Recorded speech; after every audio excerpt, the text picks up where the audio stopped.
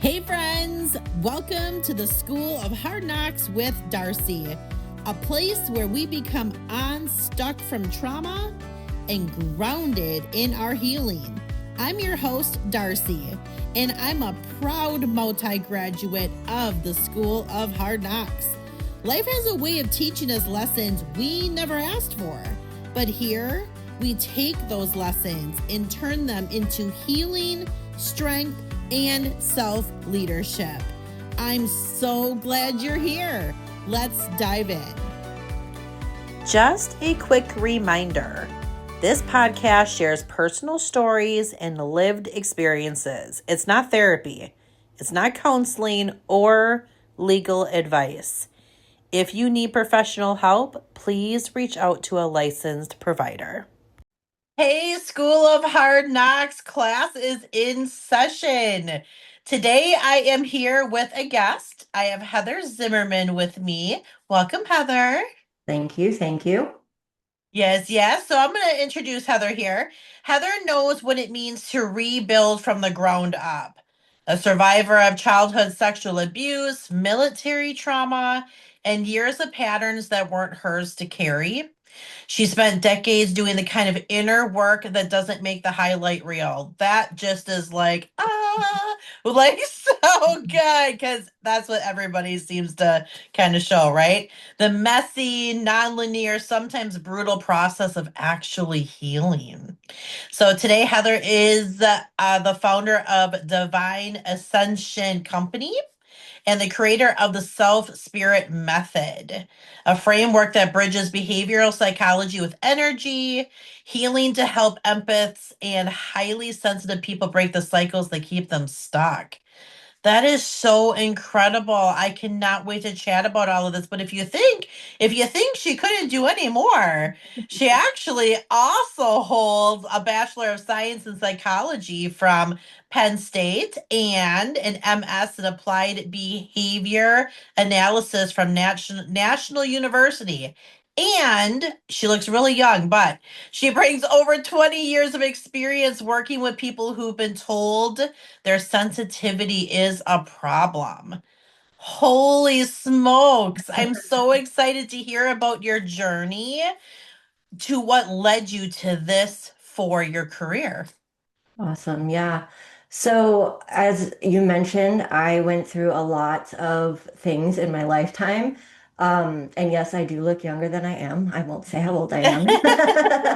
But yeah, I there was sexual abuse as a child, and that kind of continued throughout my life. I experienced it again when I was in middle school to high school, and then again in the military, and again as an adult. So it was a repeated pattern that really needed to be something had to be learned from it so that I could break that, pattern in my life.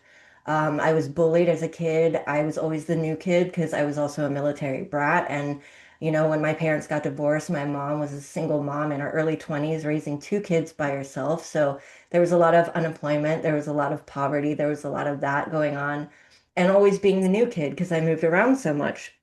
So I never really got to establish friendships or any kind of stability in my life, which really led to a lot of the things that has happened over my journey as well. I also lived in a haunted house, and that might seem unrelated, but it is related. We'll get into that as we go through the story. But and that was in middle school as well. And so I just went through all of this stuff. I'm also neurodivergent. I'm ADHD, and I went through depression and anxiety, and I'm a natural empath. When I was younger, I really had no idea what was going on, so I was just feeling chaos all the time. My emotions, everyone else's emotions, the energy in the room, the situation wherever I was at. So it was very chaotic.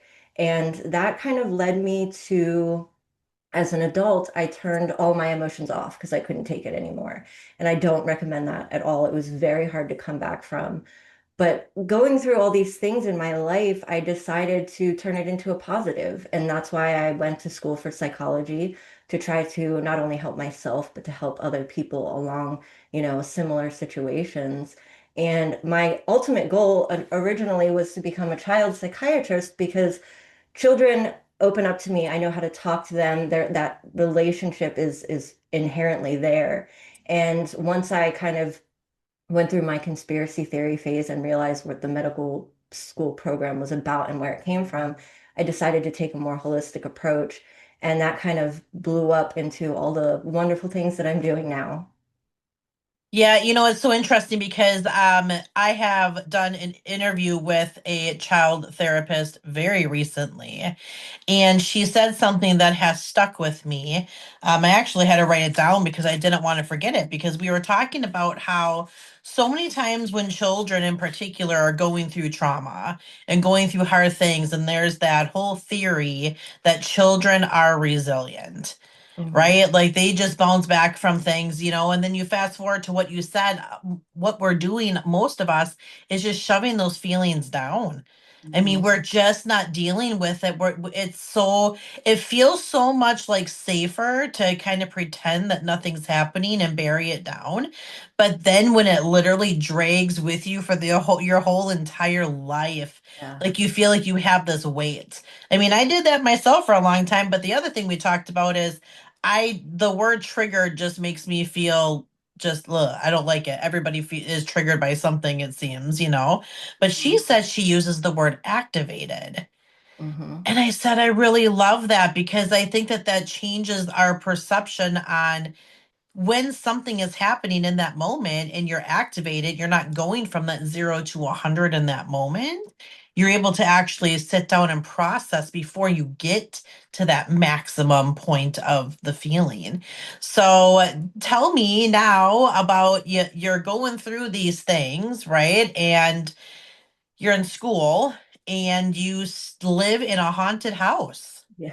Yeah. Yeah. So I was an atheist up until this point. And, when you're in a situation where you see things moving that nobody touched or hear things in a room and there's no one there, just to name a few things, you kind of start to question everything. And that's what Mhm. led me to, and I'm still an avid ghost hunter now. I go to cemeteries, I help dark energies kind of move to the light. I've helped people transition, through this lifetime to the net, like whatever you believe happens after you pass away. And so, yeah, that really starts to make you question everything and ask those bigger questions like, okay, well, if they're here after they've passed away, well, what else is there? And then Yeah. that leads you to, okay, well, then what's the point of being here? And all of those questions. Yeah. Yeah. Wow. I know I've obviously lost people in my life. I'm okay with telling my age. I'm 46. Okay. So I've lost, people, friends, a grandparent that I was very close to. My stepfather passed away. But unfortunately, I did lose my dad 5.5 months ago.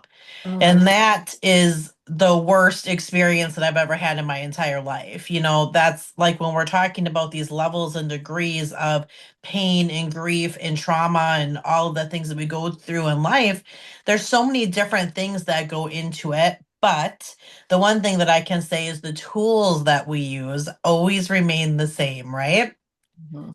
Yeah. So, what kind of tools do you encourage people to use, or have you used yourself to be able to make it through these things you've been through?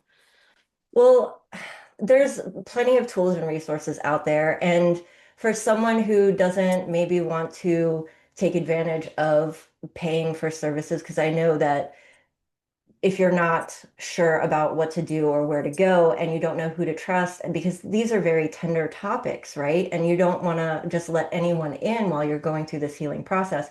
So the thing that I can say that underlies all of the tools that I've used is really a perspective shift. And so having the perspective shift, that I heard this quote not that long ago that I really love, that stuck with me. And it was, if you treat everything that happens to you as a gift, you will spend every day of your life opening presents. And I was like, that's amazing.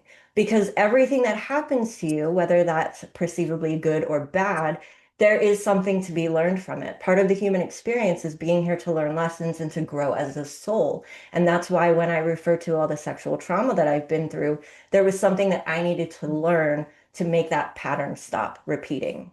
Even though I wasn't the one doing it, it was happening to me. So there was something to be learned from that. So having the perspective shift that everything happens for a reason and that there's something to be learned from it really helps kind of pivot your mindset into getting to the point where you can look at it as an observer instead of reliving the experience, and then learning how to have compassion and understanding, not only for the other person, but yourself, because they're doing the best that they can with what they have, at that time, just as you are.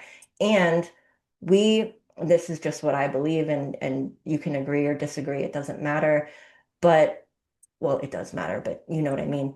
And you're not going to stop believing it anyway.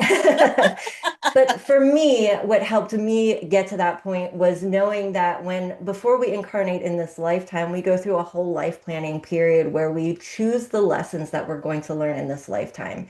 And there are people who agree and make soul contracts who are here who are willing to help you learn that lesson. So even though I was sexually abused as a kid, that person most likely had a soul contract with me to help me learn this lesson as well as the other people. And even though I'm not trying to diminish the experience at all because it is Mhm. traumatic, 100%. But knowing that it is a lesson that you're supposed to be learning, you kind of understand and have a little bit more motivation to get to that compassion and understanding, and then also forgiveness for them as well as for yourself. Because I know when you go through a traumatic experience, it's so easy to be, in hindsight, be like, okay, well, why didn't I see this coming? Why did I let it go on for so long? Well, sometimes it takes time to learn those lessons. And again, you're doing the best with what you have at that time. And you have to really have that compassion and understanding for yourself as well. You know what I mean?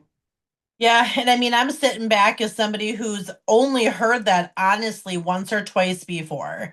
And I remember the first and second time, and now the third time, like, why would I choose this life? Because my life has been hard. Like when people are now listening to the podcast, they are very shocked by a lot of the lifetime movie type of stuff that I have been through. A Mhm. very traumatic childhood, and most recently my dad passing away. He was shot at work over 6 years ago, Wow. and we became his caregivers 2 years after he came home from rehab. So it's like I'm sitting here thinking, why in a past life would I, or in a contract, would I have ever agreed to that? And then my subconscious comes out, right? Because I'm learning so much stuff about my healing Yeah. and just became an NLP practitioner, which really has opened up my mind to be more open to looking at things outside of this box. Yeah. My dad, with him passing away 5.5 months ago, as traumatic as that was, when I tell you, I have never seen the level of like success in my life that I'm experiencing right now since he's been gone. And Yeah. it almost kind of feels like it's the reward. It almost kind of feels like I completed the mission that I was supposed to complete by utilizing the tools that I have come across or were presented to me, and I completed it, and now this other door has been opened up for me. Because you would think, with everything I've gone through and then my dad just passing away, I how could I be doing this? People say it to me all the time. How are you, like, you're like acting like nothing happened? I'm not acting. That's the thing. The pain is still there. It's still very real. But you're so correct, because I say this all the time. Life is so much about perception and Hmm. how we perceive the things that are happening around us, to us, is how you're going to perceive it. So I love that you talked about that. Yeah, absolutely. And it's interesting too, and I've talked to other people about this as well who have lost loved ones early, because we're going through a very pivotal time in history right now, in the spiritual realms. And this ascension, I don't know if you've heard, if you know anything about this, but this ascension process that we're going through, the world looks like it's going through turmoil right now because the rest of the darkness is being brought out for people to see the life that we have been programmed to live, and we're trying to make changes so that things will get better. But because of this pivotal time in history, which has never happened before, a lot of people who were not ready to go through this ascension journey decided to leave their life early. And many of them are doing it not only to help the critical mass numbers for this ascension to happen, but also to help their loved ones from the other side, because sometimes it's easier to help from the other side of the veil. So that success that you're going through, I can almost guarantee, I'm getting truth tingles right now just talking about it. I can almost guarantee that he's over there helping you through that success and helping you get that reward, as you called it, for doing your mission and helping you from the other side. And that's amazing. Gosh, Heather, that is like I have goosebumps. Like for real, I do because I have thought about this. This has been a long journey for me. I've Yeah. had trauma my whole entire life, but in particular, the last 6.5 years since my dad was shot was just mind blowing. The Yeah. things that I had to see and witness and go through, I thought, man, I'm never coming back from this. I'm a completely changed person. And then I started to realize you are a changed person, but you are authentically who you are supposed to be. And I'm like, Amazing. how the hell did this happen? Like, how did I get to here going through that? So Yeah. that's so fascinating to me because there's something that was in my subconscious where I kept telling myself, man, if my dad had to go through all of that for me, to have what I have now. That is so humbling and then like sad at the same time Yeah. because I am an empath and I'm like I would never want anybody to do anything kind for me. Like not Yeah. not to that degree. I mean that just seems, but yeah, when you start to open up to allowing different kinds of knowledge, some of these things that you've already been thinking really start to click and make sense, right? Yeah, absolutely. And another way to look at it, though, too, is, we go through these experiences in this lifetime to grow as a soul, and we're all connected. We're all extensions of Source having different experiences. So maybe not only was he able to do that for you, but he was also now able to add that experience of being shot and going through that journey to his soul's growth and having that experience because I helped someone go through an inner child healing session who actually witnessed, he came across something traumatic as a child. There was a serial killer in his area, and he had a very hard time with being like, why would anyone choose that life to be, as a child, to be killed by a serial killer? And it's interesting because that is an experience that their soul decided they wanted to partake in. And it sounds gruesome, but how is Source or God or whatever you believe in going to have all of these different experiences if we don't have those experiences? And as an eternal being having a human experience, you realize that all of this is temporary. Mhm. So it's just one little blip in a chapter of eternity. So yeah, it's very interesting to think about it from that perspective because it expands your mind and makes you think about the bigger picture as well. Yeah, absolutely. That is really fascinating. Tell me about divine ascension. Okay, so I have two different branches of my company. So on one side, I do leadership and organizational consulting for business owners and busy executives, because as you mentioned, I do have a lot of experience with leading teams, especially teams with developmental and intellectual disabilities, as well Mhm. as, food service industry, catering, all kinds of different things, working in leading teams. And one of the things that I teach is horizontal partnership, and that's a certain level of equality that you bring to your employees, not getting rid of the hierarchical structure, obviously, because we have to have accountability as well, but treating them like human beings and not a number. I worked in the corporate world for a long time, and it really bothered me that when you need help, I'm willing to help you, but when I need help, I'm just a number and I'm sorry, I can't help you. Everything is black and white, and that's not really how it's supposed to work, in my opinion.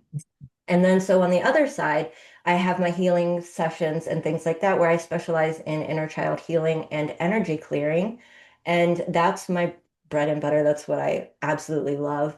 Um, and I do Akashic Records readings, I do tarot readings, I do all kinds of stuff over there for people. And then the Self Spirit Method that you mentioned earlier is a 14-step program that I created for it's basically everything that I wish I had when I started waking up and wanted to start manifesting the life that I wanted and to be the person that I wanted to be. So it's learning about the seven chakras, which are the energy centers. So there's a lot of energy work involved, but it's also simple things like mindfulness and gratitude, self-love, speaking to your spirit guides, compassion, and all of these things that I provide practical easy, simple tools that you can integrate into your daily life to really help raise your vibration and get you to that point where you can expand your consciousness and think about things from a different perspective, like I mentioned, and also start to really build a life that you want. Yeah, I love that because I feel like we live in this world where we are so fast paced. Hmm. Like if you do not capture somebody's attention in 3 seconds on a video, I mean, they're done with it. It's the Yes, craziest thing. And, I'm thinking, man, I grew up so long ago where we didn't even have a remote for a TV. So right. you Yep. either liked the channel or you got up and you went, you turned Or it. you had kids so they could be the remote for you. Yeah. Hey, That's change kind the of probably channel. what we were. Yes. Yeah, so but now we live in this fast pace, like everything moves so quickly. I mean, I even find myself sometimes having to calm down, Darcie, if my phone doesn't work as quickly as my brain. Yeah. It's like I'm trying to do something. Why is this thing so slow? And it's like, girl, there used to be like Commodore 64s that you have to put like change in to get, like what's going on?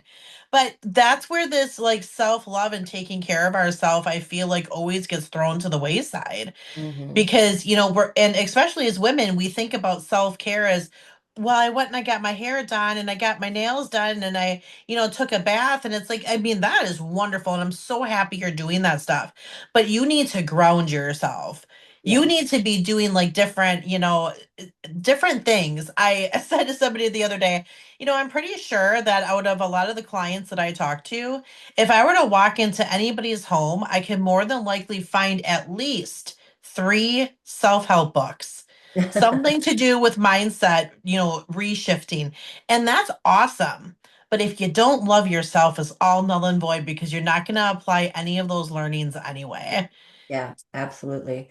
And I think self-love really is kind of just like they say, on the other side of the veil, the only thing that exists is love, and the highest vibration is love. And that self-love really is the basis and foundation for literally everything else. Because how can you work through your worth issues, having worth, feeling your own value and self-worth if you don't love yourself? How can you have healthy boundaries with other people if you don't love yourself because you actually have to uphold them and stay true to your word? How can you really build that life and be your authentic self if you don't truly love who you are and accept who you are? Because it's all a package deal, and it all really stems from that state of self-love and compassion. And like you said, the bubble baths, the spa days, the nails, the hair, all of that is great, but I would almost lump that under vessel maintenance. Yeah, it kind of goes Mhm. above and beyond, but you're taking care of your body, and we have so many more systems that we have to work with that make us whole outside of just our body. And that includes, the energy systems, the emotional and psychological systems, and the nervous system too. So if you don't work on yourself and put in the work and integrate the things that you've learned and make your nervous system feel safe, you're going to go right back to the way you were. And all of those self-help books and all of those sessions and all the things aren't going to stick until you have that clear basic foundation, which really does, I think everything stems from that state of self-love. Absolutely. Yeah, I definitely agree. Tell me a little bit about your self-love journey. When did you start officially? I mean, most people teeter with it a little bit, like I'm going to treat myself really good and drink my water and pray at night, and then like 4 days later it's like, "Oh, I don't even think I've drank water in like 3 days. What's going on?" So Yeah. tell me a little I bit about still your I journey. still have a water bottle with an app that tells me how much and keeps track and it lights up every hour. So it's like, hey, it's time to drink. It reminds me because I still have an issue with that. I I do get too. busy and I'm like, I forget. But yeah, so my journey has been a roller coaster, putting it lightly. So I went through all of these things as a kid, and that really broke me down a lot. It took, so where do I start? As an adult in my 20s. I was drinking and self-medicating and doing drugs very heavily. I was numbing everything out because of being an empath, because of being confused, because of all of the trauma, because of everything. I just didn't want to be in reality ever. So I was escaping. That was my escape route. Mm-hmm. And it worked for a little while, but it Mm-hmm. took me down this downward spiral that one day I looked in the mirror and I was like, I became someone that I didn't recognize that I didn't like. I was being a bitch to people and just being mean. And that's not who I am. I'm an eternal optimist. I'm very nice. I always try to come from a very loving and compassionate place, even before I started my self-work and healing journey. And so I looked at myself and I was like, I don't like this person. And so I started, this was probably almost 20 years ago now, and I really did a lot of self-reflection and was like, okay, who do I want to be? Who am I? And it took me into, I tried to find an answer to those bigger questions, and I found Buddhism, and that helped. I resonated with some of it, but not all of it.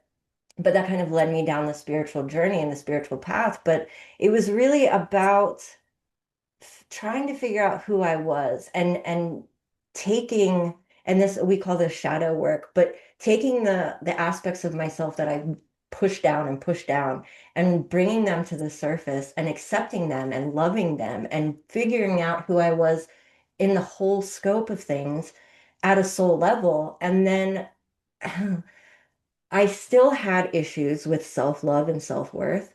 And in the beginning of this last leg of my spiritual journey, I actually had, and this is not a religious thing at all, but Archangel Gabriel is one of my guides, and he actually helped me. He's like, you're very important. You're very important. And he helped me work through that last bit of self-love and worth and building that confidence in man, I am pretty great. Like, I do love myself because I always said I do love myself. I love who I am.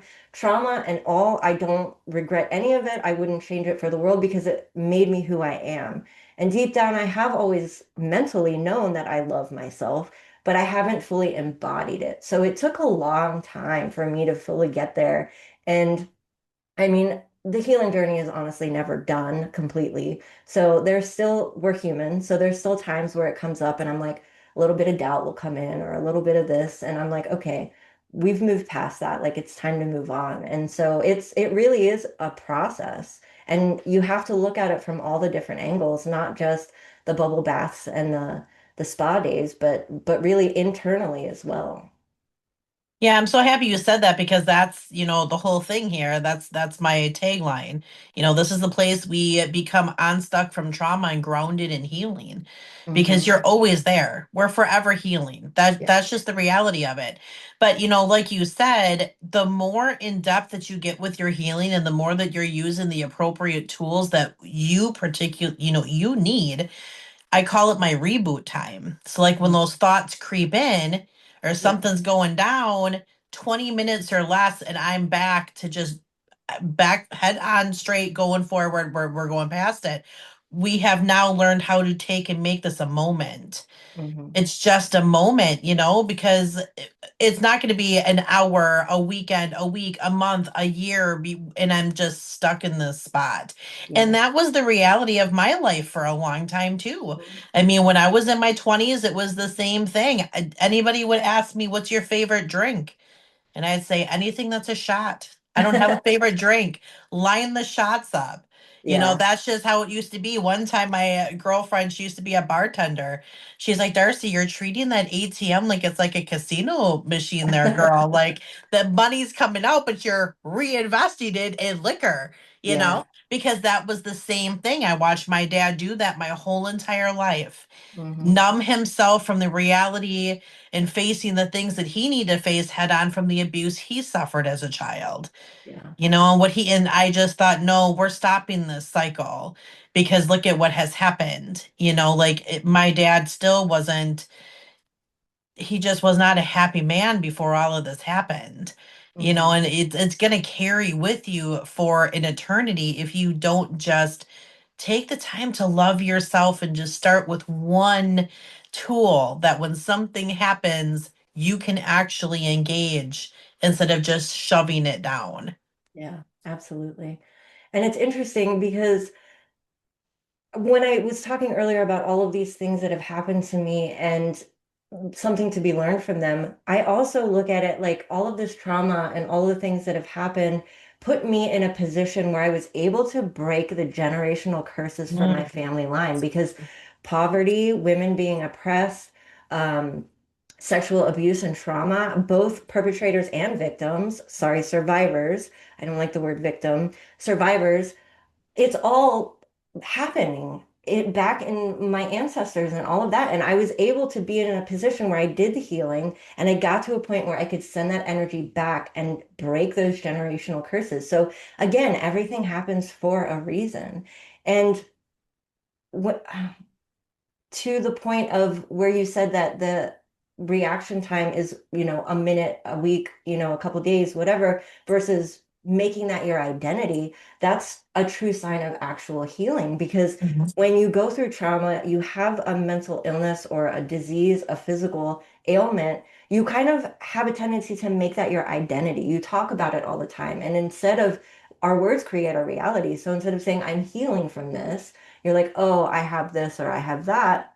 You're creating that as your identity. So, of course, that's going to be who you are because you're not trying to work through it. So, knowing that you do the inner work and you go through the healing journey, when you can get to that point where something happens that would be an activator, as you say, and you take a moment, you breathe, and you work through it in a few moments, and then you go back to where you're at, you truly become a master of your emotions and you don't let those activations affect you in the same way. And that is a true sign of healing. And it's what we should all aspire to do because that is part of raising your vibration and becoming your true authentic self because you're not letting these outside environmental situations affect you because you have the power to control how you react to things. You don't have the power to control how other people do things. Things are going to happen. That's life. But how you react to it is really where your power lies.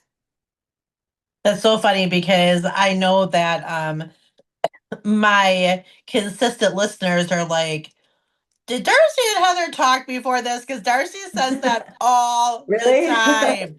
That is my thing. Like, I will preach that all the time. You cannot always control what is happening around you, but you can Yeah, always control your reaction to it. That's where your power is. So I know my viewers are absolutely. like, these ladies know each other. No, we do not. No, I we don't. promise I've we do never listened not. to your podcast. I just messaged you yesterday. We have never spoken before.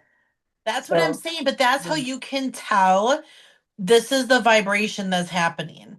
Hmm. Because who I'm attracting to my podcast are people that are grounded in the healing the same way that I am.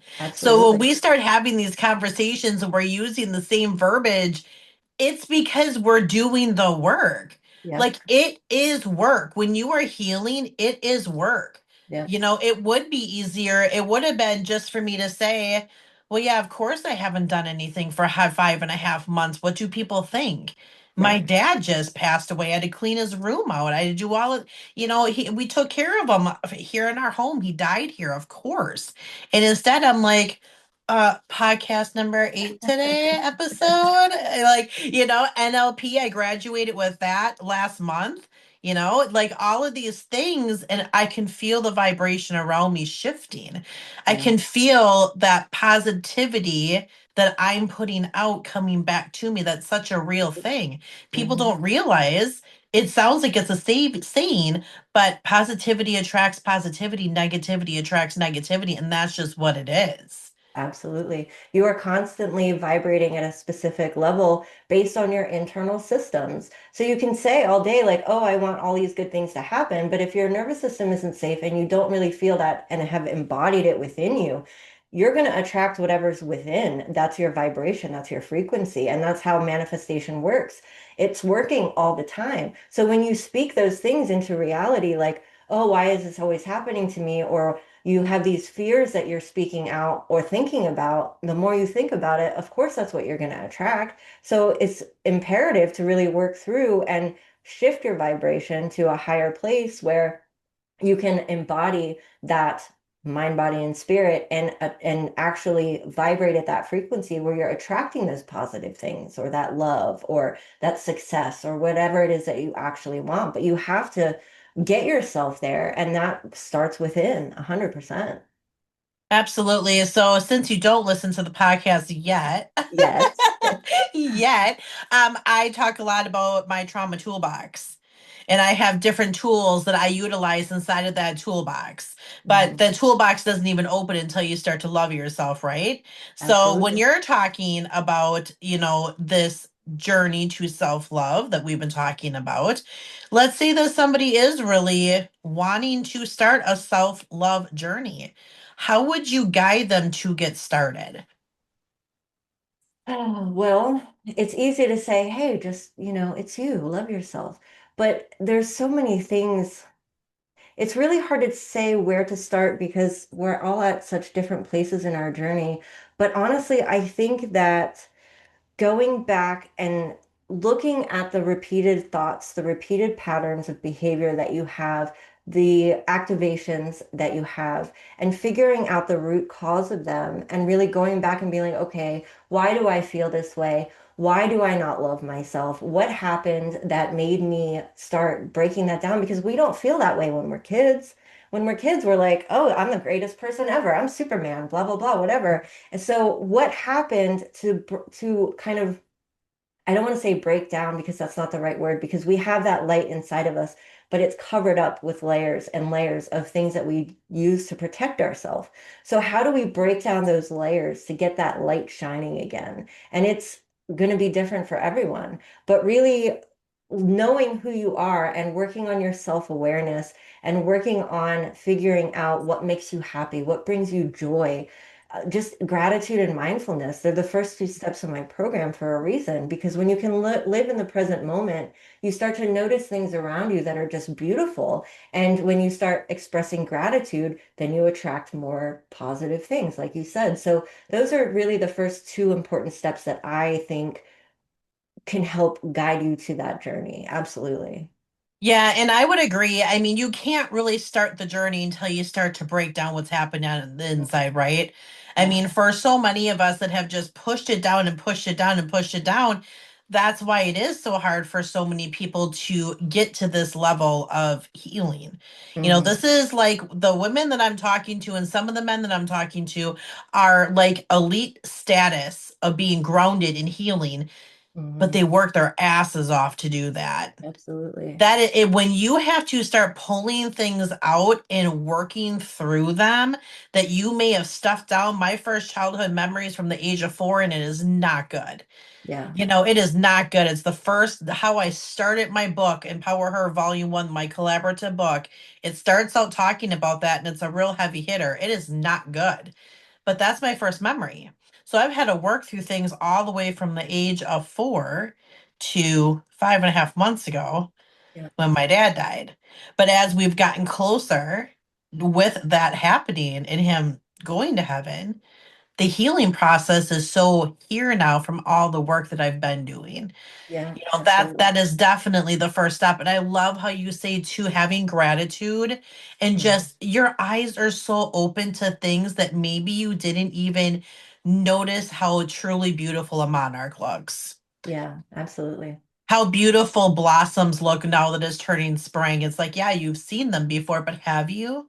Have you really looked? Yeah. Yeah. Have you really seen them? It's Hmm. like you can visually just see things, but do you feel what you're seeing? Yeah. Because there's something that will light you up differently when you're like, man, I am just really blessed that I Hmm. was able to make it through all of that stuff that I went through, and everything around me just feels so right. Yeah. That's the level of healing. And that's one thing that I talk about a lot when I talk about trauma is you already went through the hardest part.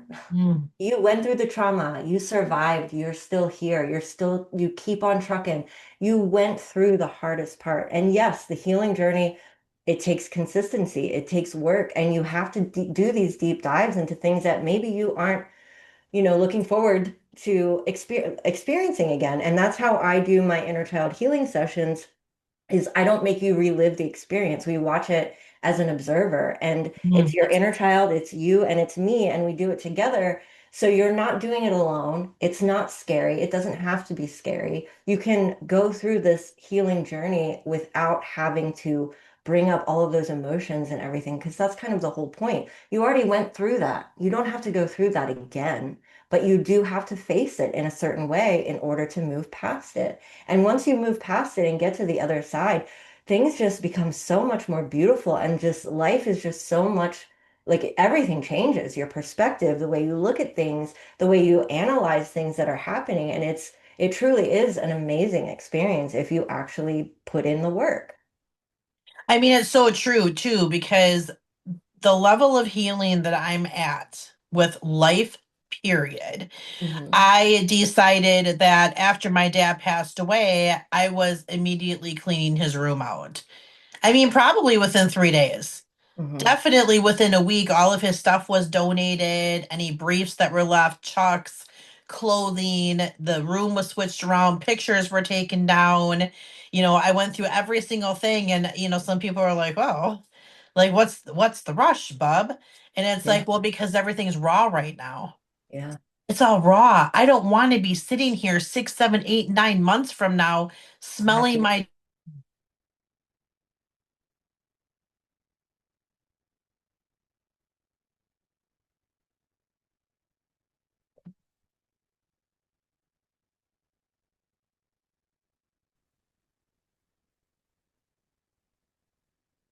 Well, there you are. You're back. Yeah, hold on. I think we just lost power in my house. Oh my gosh. We are Oh, having an ice storm right now. oh. And I Yeah, just your said lights out behind you. everything, all of my lights. Yeah, I just said to my husband before, 60,000 people in our area are without power. I'm so happy we're not one of them. Well, God darn it. I shouldn't have said that. So I don't know. We'll see if I think things might be kicking back on. There you Yes. go.